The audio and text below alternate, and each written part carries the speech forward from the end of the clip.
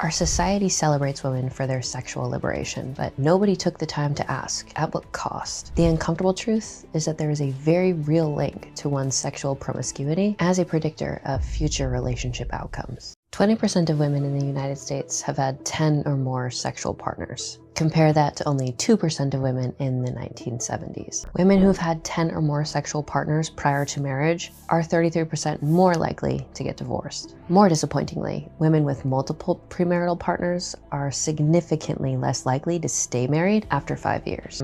The number of women engaging in premarital sex has increased from 47% in 1954 to 77% in 2003. 65% of women regret casual sex, reporting emotional dissatisfaction and feelings of emptiness. Research shows that women with one or fewer premarital partners have higher levels of satisfaction within their marriage. Pair bonding. It's a biological phenomenon. Hormones like oxytocin, released during intimacy, pregnancy, breastfeeding, and childbirth, enhances trust and strengthens emotional bonds. However, studies suggest that the release of oxytocin with multiple sexual partners reduces its effectiveness, and this will inevitably impact future relationships. But it's important to point this out. The hormonal difference here means that women may experience deeper attachment than men do when it comes to sexual intimacy, and this makes their choices around these decisions much more impactful long-term. If there is a good reason for women to protect their sexuality. As much as we'd like to believe that women are just like men, we're not.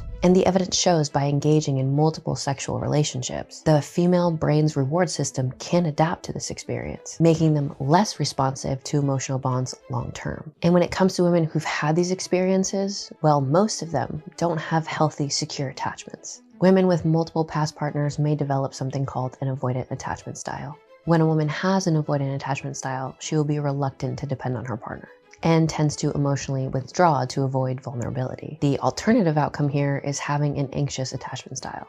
These women will tend to seek validation through sexual intimacy. And this all comes from the root fear of abandonment and a need for reassurance. And women who use casual sex as a means of validation may struggle to transition to long-term sustainable relationships because they're based on mutual emotional support and stability, which impacts attachment style and ultimately security. In a nutshell, repeated casual relationships can reinforce patterns of avoidance or anxiety. Well, it brings me to my next point. 70% of divorces are initiated by women. Women with 5 or more sexual partners prior to marriage have a 30% increased likelihood of divorce. Interestingly enough, women who've had greater premarital sexual partners experience lower marital satisfaction and face higher divorce rates. It's also important to note that each relationship can leave an emotional imprint. Women with more past partners may carry unresolved feelings or trauma, and this can complicate trust and intimacy in a marriage. Ultimately, a history with multiple partners can create trust issues.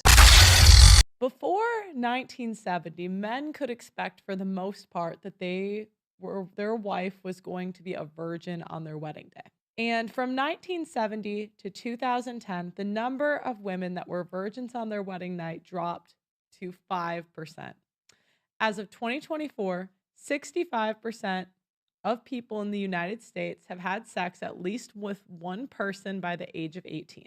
The biggest issue is that many studies have shown that the likelihood of your marriage succeeding decreases as the number of women's sexual partners goes up. So people that have sex before they are married are 2 to 3 times more likely to divorce than those who don't. By their 5th wedding anniversary, only 8 to 10% of virgin couples will divorce. A different study showed that sex before marriage decreased the quality of marriage for women, but not for men.